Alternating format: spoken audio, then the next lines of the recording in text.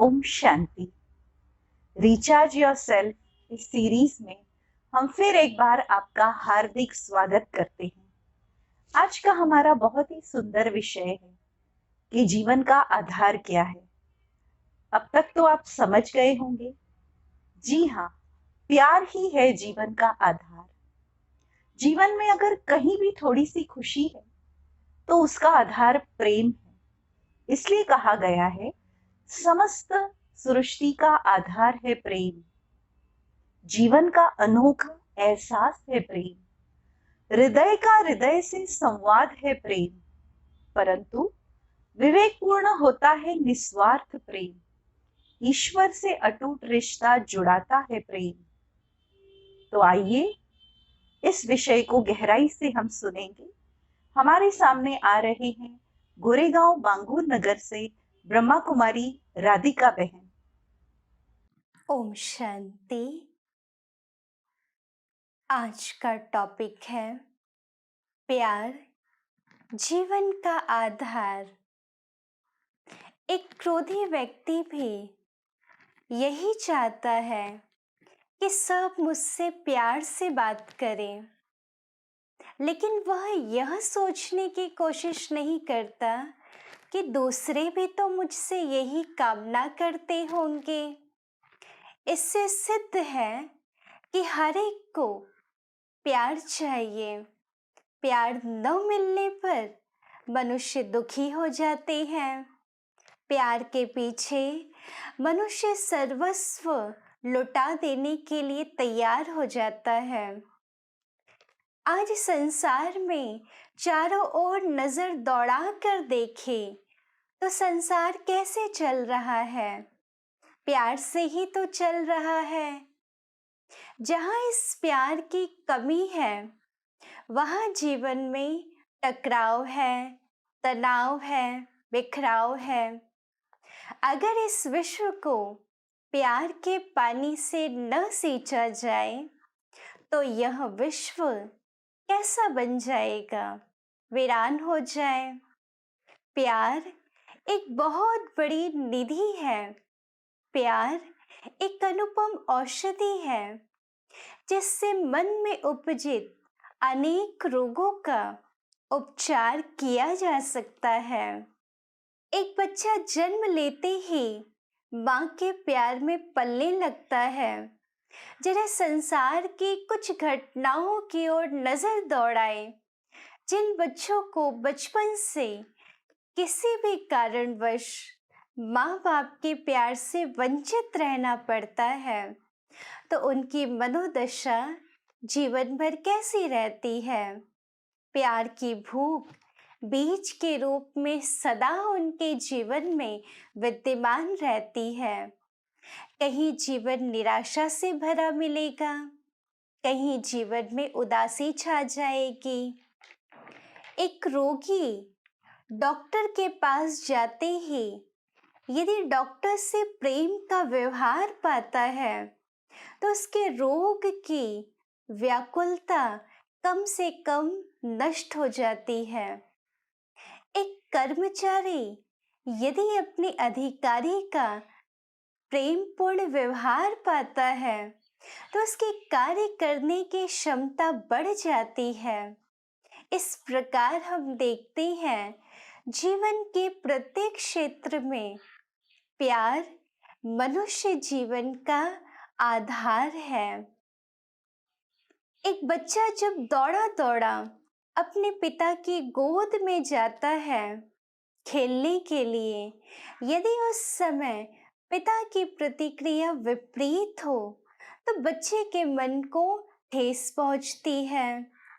तो हम देखते हैं कि बच्चों के विकास में माँ बाप का प्यार मुख्य भूमिका निभाता है। यदि ये प्यार मोह का रूप ले लेता है तो विकास में बाधक बन सकता है। संसार के विभिन्न विभागों को, विभिन्न कार्यों को सुचारू रूप से चलाने के लिए स्नेह की शक्ति की आवश्यकता दिखाई पड़ती है। आज मनुष्य के रोग या अहम के कारण अनेक स्थानों पर गैर जिम्मेवारी, आलसीपना, तनाव आदि दिखाई देता है। इसलिए हमें चाहिए कि दूसरों की छोटी मोटी गलती को देख करके हम दूसरों से स्नेहपूर्ण व्यवहार करना न छोड़ें। नहीं तो हमारी भावना हमारे लिए ही कठिनाई पैदा करेगी और जिससे निपटने के लिए हमें अधिक शक्ति की आवश्यकता पड़ेगी। प्यार की शक्ति से किसी भी मनुष्य को बदला जा सकता है, उसे सहयोगी बनाया जा सकता है, लेकिन हमारे प्यार का आधार स्वार्थ न हो और न ही हमारा प्यार दिखावे मात्र हो और न ही दूसरों को लगे कि इन्हें जब काम पड़ता है तो स्नेहपूर्ण व्यवहार करते हैं और नहीं तो अपने ही अहम में रहते हैं। तो स्वार्थवश प्यार ये सफलता प्राप्त नहीं कराता। इस पर एक कहानी याद आ रही है कि जहाँ पर प्रेम है वहाँ सब कुछ है। एक सेठ से लक्ष्मी जी रूठ जाती है और जाते वक्त बोली, मैं जा रही हूँ और मेरी जगह हानि आ रहा है। मांगो जो भी आपकी इच्छा हो, मैं आपको अंतिम भेंट जरूर देकर जाना चाहती हूँ। सेठ बहुत समझदार था। उसने कहा कि हानि आए तो आने दो, लेकिन मेरे परिवार में आपसी प्यार बना रहे, बस मेरी यही इच्छा है। लक्ष्मी जी ने कहा, तथास्तु। कुछ समय के बाद सेठ की सबसे छोटी बहू खाना पका रही थी, खिचड़ी। उसने नमक नहीं डाला और अन्य काम में व्यस्त हो गई। कुछ समय के बाद दूसरी बहू भी आती है और बिना चखे नमक डालकर चली गई। तीसरी भी आई और बिना चखे नमक डालकर चली गई। इसी तरह चौथी भी आई और उनकी सास ने भी ऐसा ही किया। शाम को जब सेठ जी घर आए, जब भोजन पर बैठे और पहला निवाला मुंह में लिया, देखा कि बहुत ज्यादा नमक है। समझ गया कि हानि आ चुका है। चुपचाप खिचड़ी खाई और चले गए। बाद में बड़े बेटे का नंबर आता है। जैसे ही भोजन करने बैठते हैं और पहला निवाला मुंह में लिया, देखा कि इसमें तो बहुत ज्यादा नमक है। उन्होंने पूछा कि पिताजी ने भोजन खा लिया? क्या कहा उन्होंने? तो घर के अन्य सदस्य सबने उत्तर दिया, कुछ नहीं कहा, खा लिए। तो बेटे ने सोचा कि जब पिताजी ही भोजन खा चुके, कुछ नहीं बोले, तो मैं भी भोजन खा लेता हूँ। इसी तरह घर के अन्य सदस्य भी एक एक करके भोजन करते गए और पहले वाले के बारे में पूछते गए। रात को हानि हाथ जोड़कर सेठ से कहता है कि मैं जा रहा हूँ। तो सेठ जी कहते हैं, क्यों? तो हानि कहता है कि मैंने देखा कि आप सबके परिवार में सभी ने इतना नमक डाला हुआ भोजन इतने प्यार से सबने स्वीकार किया, आपस में बिल्कुल भी झगड़ा नहीं हुआ, तो मेरा यहाँ कोई काम नहीं, मैं जा रहा हूँ। इस कहानी से हमें यही शिक्षा मिलती है कि झगड़ा कमजोरी ये हानि की पहचान है। जहाँ प्यार है, जहाँ प्रेम है, वही लक्ष्मी का वास है। इसलिए हमें सदा आपस में प्रेम पूर्ण व्यवहार करना चाहिए। प्यार को 3 भागों में बांटा जा सकता है। पहला है बहुवश उत्पन्न प्यार। ये अपनेपन का प्यार है जैसे माँ बच्चे का, माँ बच्चे के प्यार को एक हद तक ही हम सच्चा प्यार कह सकते हैं। अगर उसमें मोह मिला हुआ हो तो मोह के अंदर दुख होता है। जैसे माँ बच्चे की दिन रात सेवा करती है, आगे बढ़ना सिखाती है, और वही बच्चा बड़ा होकर के माँ का कहना नहीं मानता या बड़ा होकर अपनी माँ की संभाल नहीं करता, तो माँ को दुख होता है। तो मोह के अंदर दुख का देना, दुख का लेना, ये समाया होता है। ऐसा प्यार भी विकृत प्यार है, क्योंकि वियोग होने पर उदास हो जाते हैं। मनुष्य चैन का अनुभव नहीं करता। इस प्यार में हमारी एक दूसरे से कामनाएं होती है, इच्छाएं होती है। दूसरा है विकृत प्यार। यह शारीरिक दृष्टि से या गुणों के आकर्षण से होता है। ये प्यार मनुष्य को गिराता है, जो शुरू में गहरा लगता है। इसमें वायदे बहुत होते हैं और आगे चलकर घृणा, ईर्ष्या, वैर में बदल जाता है।